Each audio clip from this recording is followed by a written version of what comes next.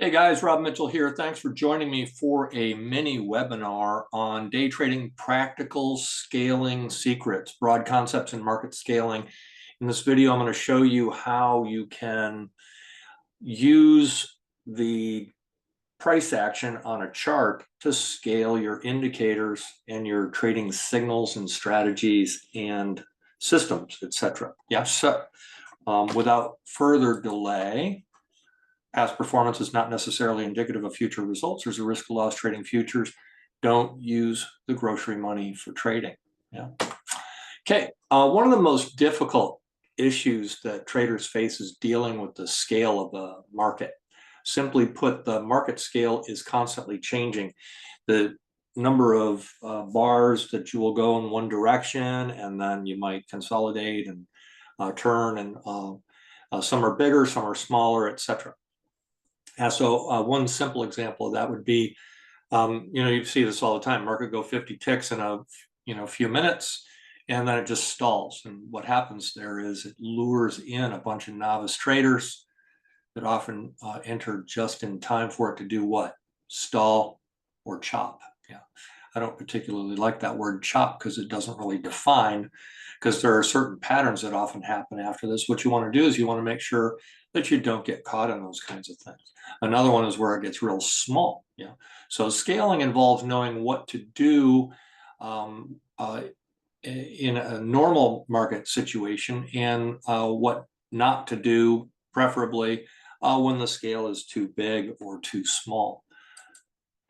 In this market scaling video, I'm going to show you a way to day trade your favorite futures market, like the Emini S&P futures, or crude oil futures, or NASDAQ, or any market that you like, in a way that uses internal order flow metrics to scale with the price action. This helps ensure that you're not underscaled. Yeah. So today's particular video, this specific video, has to do with that, underscaling. Yeah.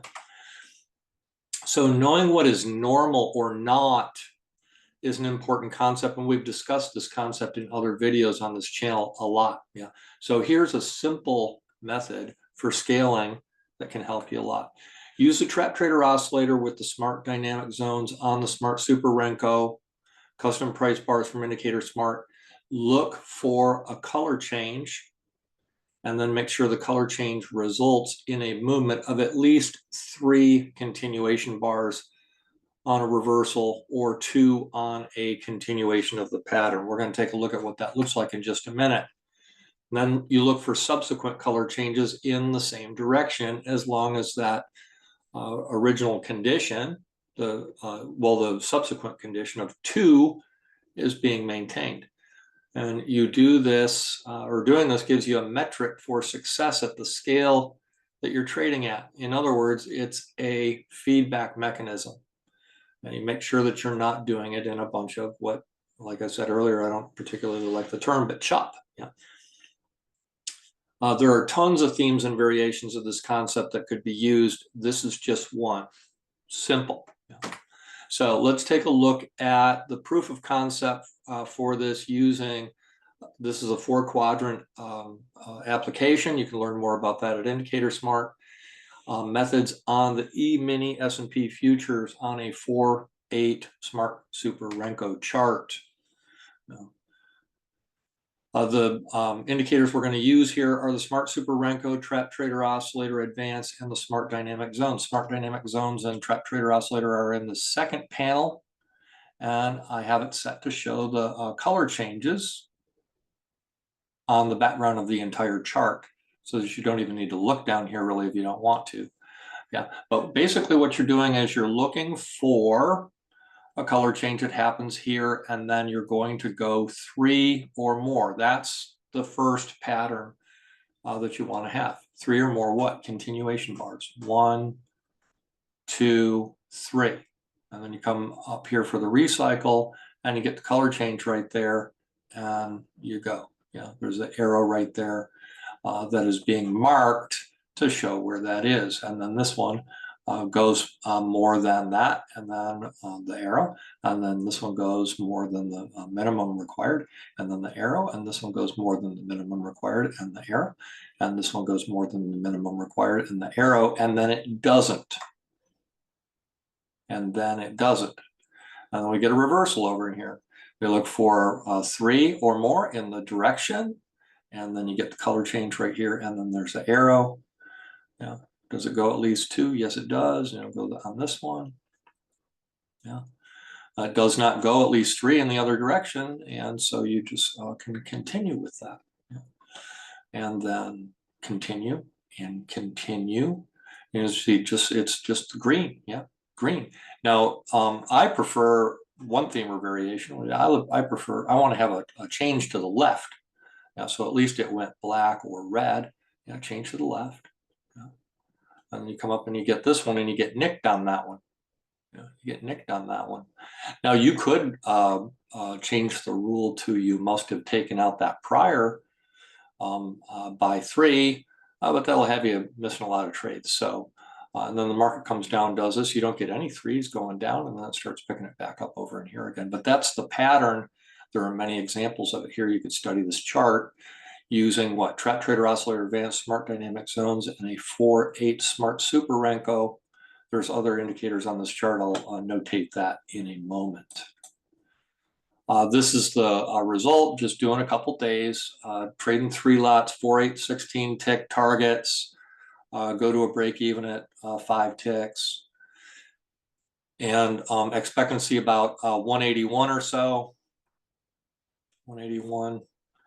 And there's a pretty nice little system here. Total win percent for the 3 contracts, 71%.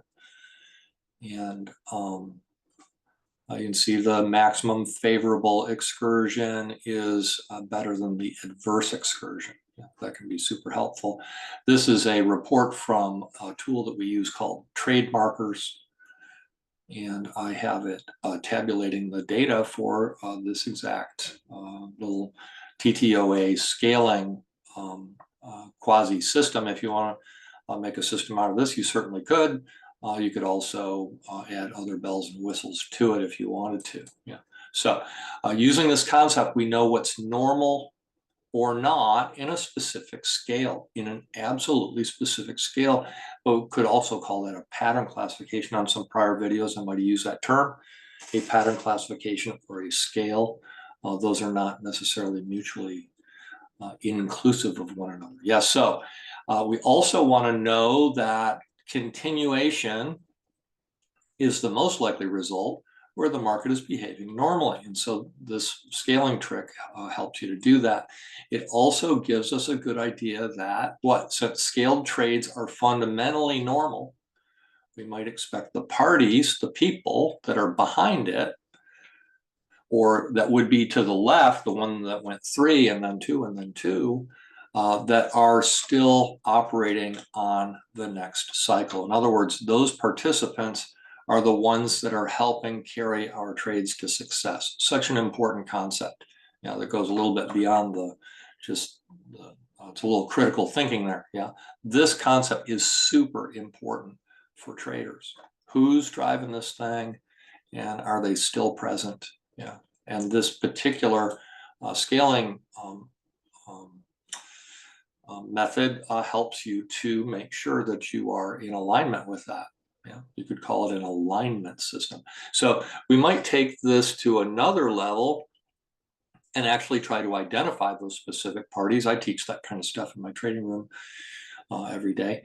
And it's also always important when exploring new concepts such as these to ask the question. You always have to ask the question, what can I do with this information? What can I do with it? Yeah, what are themes and variation? By doing that, it opens up the door for your own creative exploration. Yeah, your own inspiration. Yeah.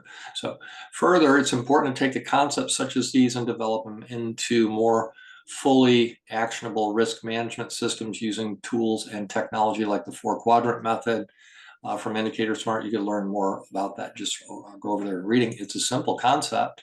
Just using the right kinds of tools in the right kind of scales makes great, robust trading systems. Yeah.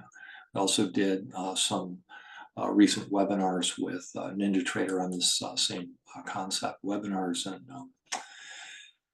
and invites. Yeah, so I teach these and more advanced technologies, trading secrets and tips, and associated nuances in my trading room daily, the oil trading room, which is applicable to any market. This particular one that we're doing today, I used an ES chart. Can apply it to, I was doing this stuff on gold earlier today. Yeah. So the following trading tools were used in a 4-quadrant trading strategy system application in today's video: Smart Super Renko, Smart Trader Oscillator Advanced, Smart Dynamic Zones. You can find all these at IndicatorSmart.com. Also on the chart were Smart Periods. That helps us keep track of where we are in the day and how we're developing during the day. Smart price bands, that could also be used for trend and counter trend indications. And of course, smart trade markers, where we mark the trades and got some decent metrics so that we could have baseline statistics on how these things work. If you want, you could move this video back and take a look at that report again. There's a lot that could be gleaned from that, but I'm not going to spend a ton of time on that today. All the trading resources for this video can be found at IndicatorSmart.com. I suggest you go over there, check it out, learn a little bit about 4 quadrants method if you haven't already. And if you haven't already, opt in over there and get your free heat map indicator for NinjaTrader, and reach out to us if you have any questions. Okay, that's what I got for you today in today's video. So thanks for joining me, and we'll see you again on the next one. Thank you.